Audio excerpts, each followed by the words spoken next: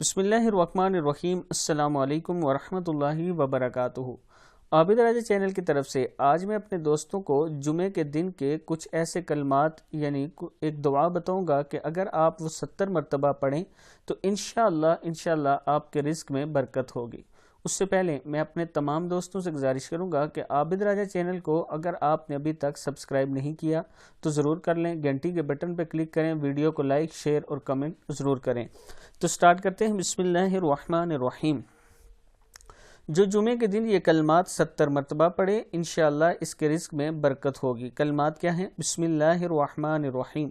اللہم اغننی بحلالک عن حرامک وکفنی بفضلک عمن سواک۔ پھر پڑھ لیں۔ اللہم اغننی بحلالک عن حرامک وکفنی بفضلک عمن سواک۔ صدق اللہ العظیم۔